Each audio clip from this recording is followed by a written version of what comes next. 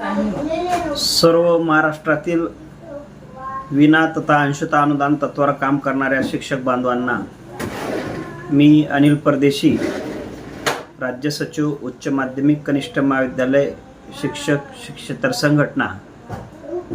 बांधवांनो, आजचा दिवस आपल्याला रडावं की हसावं अशा प्रश्नामध्ये टाकणारा दिवस आहे। पॉझिटिव्हली बघितलं तर आशा पल्लवित आहेत आणि निगेटिव्ह जर विचार केला तर की हातात काहीच पडताना दिसत नाही असं म्हणायलाही त्या ठिकाणी वाव आहे। अगदी शिक्षकांची टप्पा अनुदानाची नाव व तसेच जुने प्रचलित अनुदान सूत्रानुसार अनुदान मिळणं ही मध्यंतरी समुद्राच्या अडकली आहे अशा परिस्थितीत आहेत।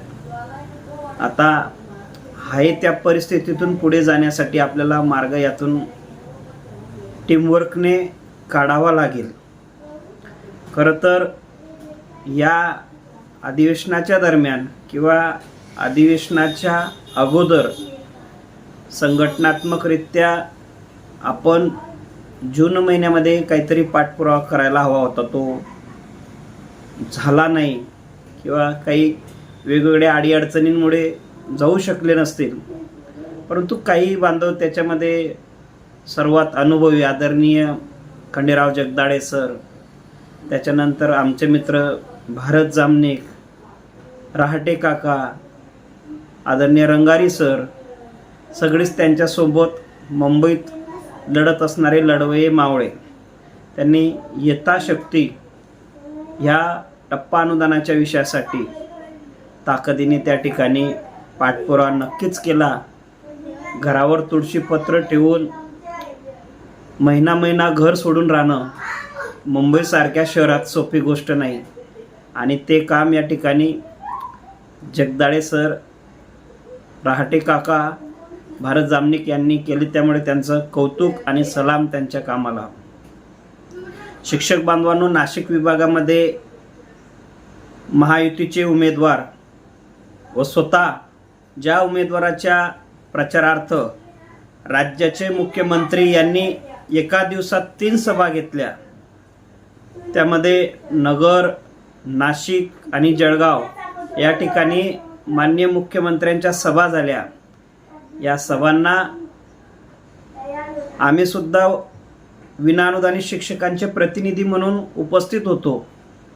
स्वतः राज्याचे मुख्यमंत्री आदरणीय किशोरभाऊ दराडे साहेब यांना विजयी करा, आपल्याला जुनी पेन्शन व टप्पा अनुदान हा विषय सोडवायचा आहे असा विश्वास आपल्याला देत राहिले आणि माननीय मुख्यमंत्र्यांनी आजपर्यंत दिलेला शब्द नाही आणि त्यांनी जे दिलेलं आहे त्या शब्दाचे ते वचन आजपर्यंत पूर्ण करत आलेला आहे। राज्याच्या सन्माननीय मुख्यमंत्री साहेबांचा इतिहास आहे आणि त्यावर विश्वास ठेवून आपल्याला ज्या मुख्यमंत्र्यांनी, यादी आपण 4-5 मुख्यमंत्र्यांची कारकीर्द बघितली आहे, 1160 कोटी रुपये माननीय मुख्यमंत्री एकनाथजी शिंदे साहेब यांनी दिवाळी काळात आझाद मैदान येथे झालेल्या आंदोलनाच्या दरम्यानमध्ये आपल्याला आंदोलनाच्या पार्श्वभूमीवर दिले होते आणि या आंदोलनाला निर्णायक वळणावर आणण्यासाठी अनेक अदृश्य हात होते। यामध्ये ॲडव्होकेट तुकारामजी शिंदे साहेब यांची भूमिका त्या काळात निर्णायक होती। त्यांनी शिक्षकांचा जो विषय होता तो वेतन अनुदान आणण्यासाठी खूप मोठी पराकाष्ठा या ठिकाणी केली होती। तर हे सांगण्याचं कारण म्हणजे काळामध्ये नाशिक निवडणूक जसं माननीय मुख्यमंत्री साहेबांनी विश्वास दिला तसं माननीय मुख्यमंत्री साहेब व माननीय शिक्षण मंत्री साहेब दीपकजी केसरकर यांनी सुद्धा आमच्याशी नाशिक येथे सगळ्या विना तथा अंशतः अनुदानित शिक्षकांशी ॲडव्होकेट तुकारामजी शिंदे साहेब यांच्याशी मोबाईलवरून चर्चा केली, विश्वास दिला की टप्पा अनुदानाचा प्रश्न व शिक्षकांच्या सगळ्या समस्या हे शासन सोडवणार आहे। आपण महायुतीच्या उमेदवाराला त्या ठिकाणी निवडून द्या।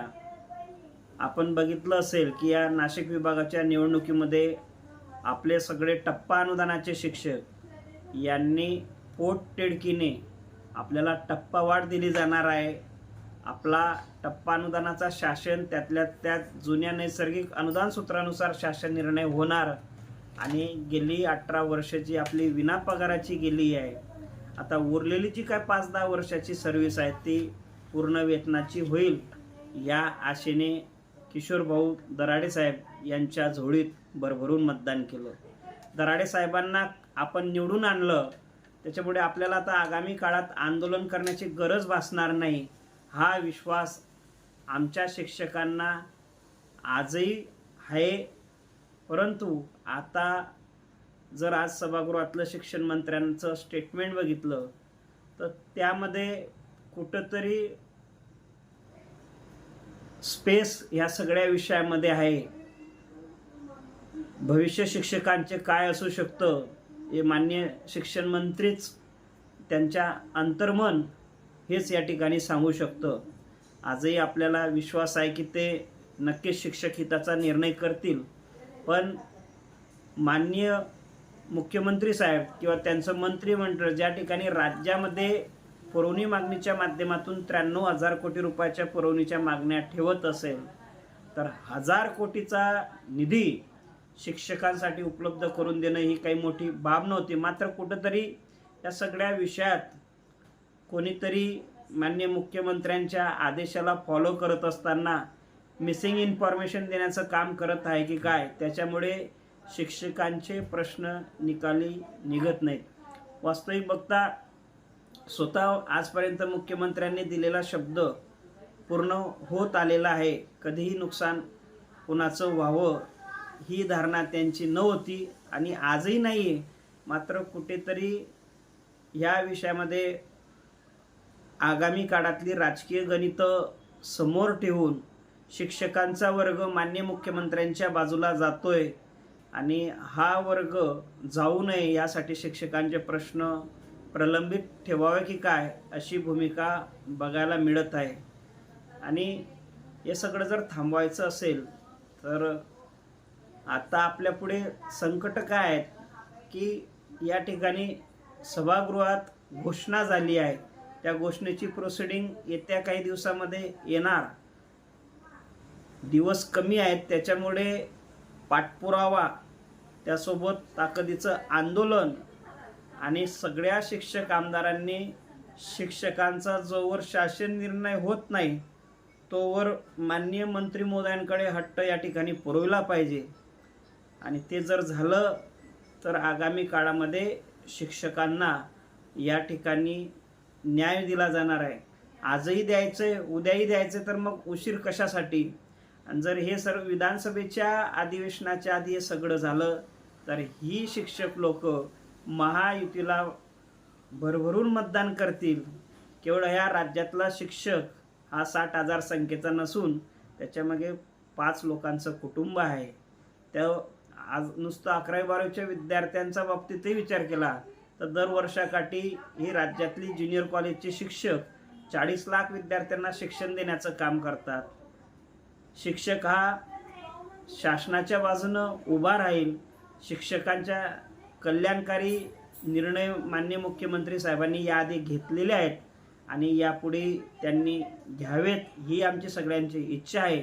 मात्र या विषयामध्ये जाणून बुजून माननीय मुख्यमंत्री साहेब यांच्यापर्यंत व्यवस्थित मेसेज जात नाही आहे किंवा शिक्षकांच्या प्रश्नांच्या बाबतीत मिसिंग इन्फॉर्मेशन कुठेतरी ठेवली जात आहे. त्यामुळे शिक्षकांची कामं प्रलंबित ठेवली जात आहे, हे चित्र स्पष्ट आहे. मी मायबाप शासनाला विनंती करू इच्छितो की आपण शिक्षकांच्या पाठीमागे उभं राहून त्यांना न्याय द्यावा व शिक्षकांचा प्रश्न संपवावा ही नम्र विनंती.